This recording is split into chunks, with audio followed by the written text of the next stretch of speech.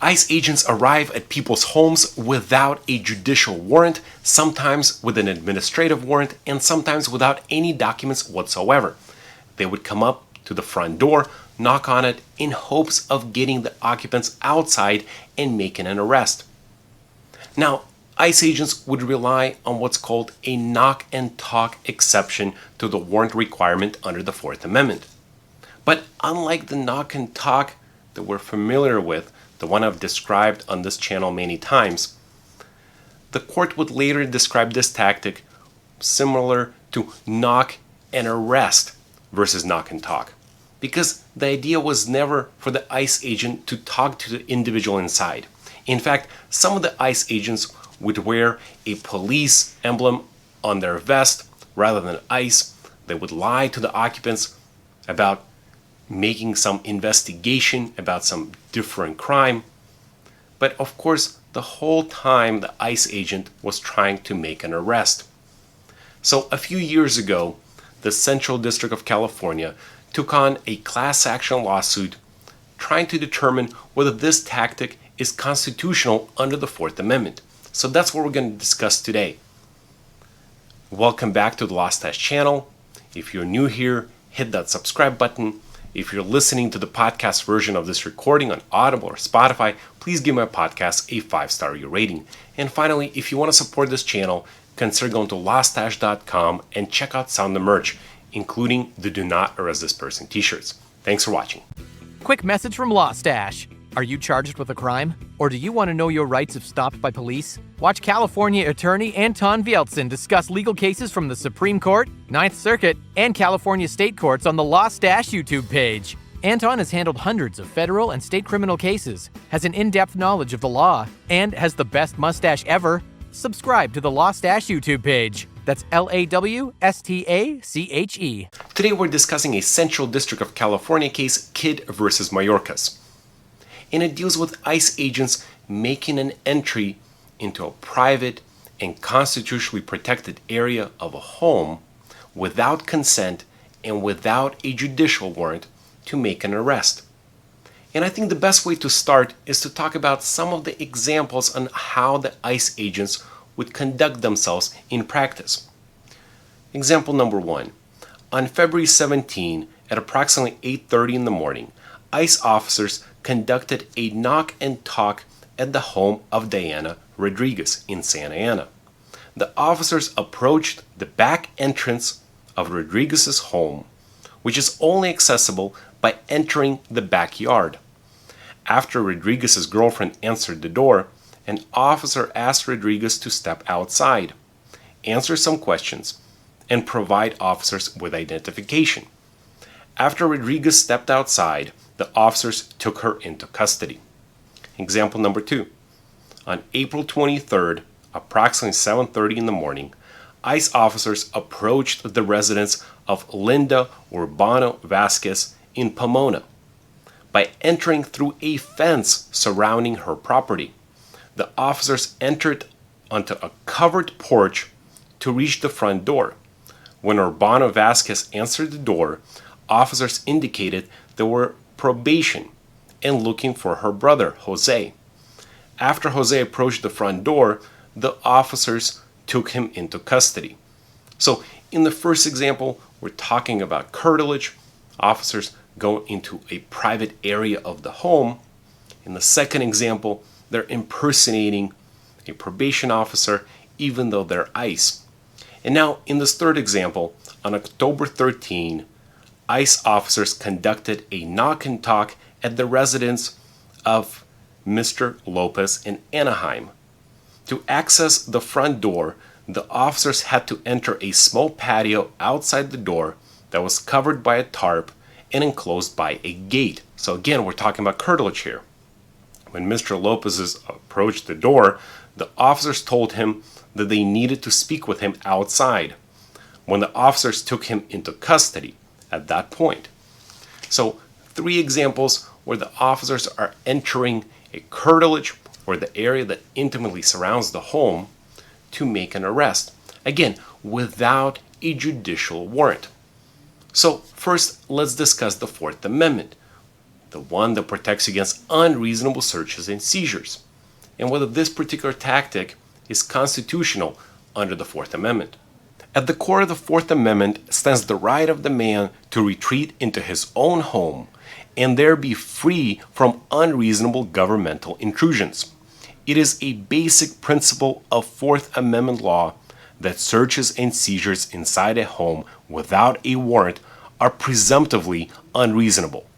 The general rule states, "Our laws hold the property of every man so sacred that no man can set his foot upon his neighbor's close within his leave." This protection extends to curtilage, the area immediately surrounding the house, which enjoys protection as part of the home itself.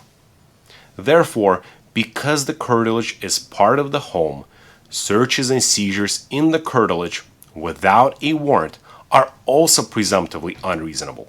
Let's start by acknowledging that judicial arrest warrants, founded on probable cause, carry with themselves a limited authority for the police officers to enter a dwelling of the suspect if they have reason to believe that the suspect would be there in the moment.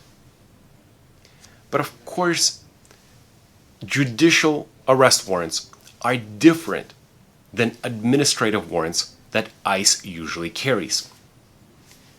Administrative warrants are not signed by a judicial officer, and they often lack probable cause.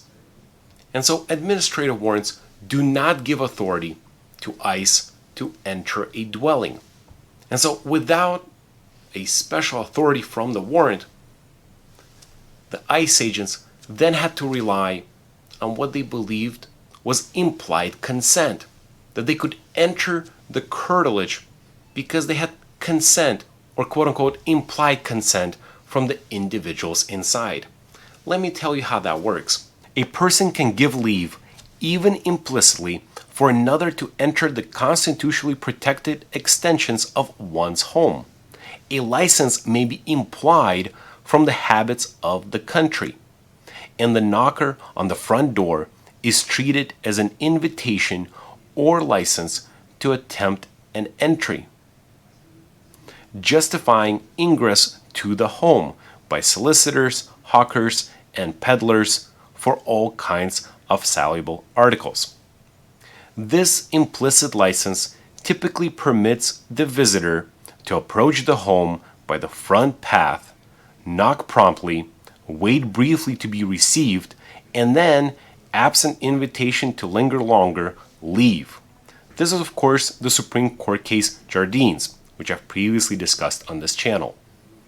Thus, applying this standard to law enforcement, a police officer not armed with a warrant may approach a home and knock, precisely because that is no more than any private citizen might do.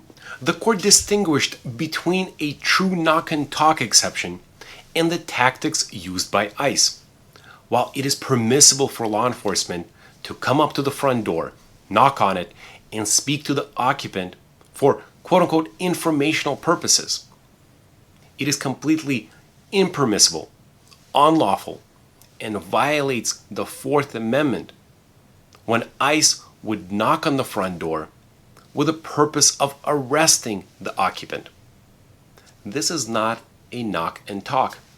And so there's a difference between knock and talk exception and the quote-unquote knock and arrest exception, which does not exist, says the Central District. So again, ICE agents may not enter the curtilage of the home, approach the front door, knock on it for the purpose of arresting an individual. That is unconstitutional under the Fourth Amendment. Let me give you 3 takeaways from this case. Number 1, before you tell me that this case has nothing to do with you, because after all, you're a United States citizen, it does. The Fourth Amendment protects against unreasonable searches and seizures. And if you're the citizen of the United States, you should be worried anytime law enforcement makes an entry into your private property without a judicial warrant or some exigency. The Fourth Amendment requires law enforcement to have a warrant before they make an entry. And so, if you believe in the Constitution, you should believe in this case. Number 2, you have a right not to enter the door, remain silent, and not give consent. Consent is one of the exceptions to the warrant requirement under the Fourth Amendment. Regardless of the department, every law enforcement agent is often taught how to draw consent out of the individual. Consent is the easiest exception. If the individual provides consent, then the Fourth Amendment almost doesn't apply. So, if there's a voluntary consent, the officers can enter your property. So, do not consent to searches and seizures. And finally, the third takeaway here is ask for a judicial warrant. Like I said earlier, only a judicial warrant or some exigency would allow officers to enter your home. So before they make an entry, ask for that judicial warrant. See if it's signed by the judge, whether it actually allows the officers to enter your specific property. So I hope you enjoyed this video. I hope you learned something more about the Fourth Amendment, curtilage, and the knock and talk exception. If you like this video, give it a thumbs up. If you're new to the LAWSTACHE channel, hit that subscribe button. If you're listening to the podcast version of this recording on Audible or Spotify, please give my podcast a 5-star rating. And finally, if you want to support this channel, consider going to lawstache.com and check out some of the merch, including the Do Not Arrest This Person t-shirts. Thanks for watching, and I'll see you next Wednesday for another deep dive on another criminal case.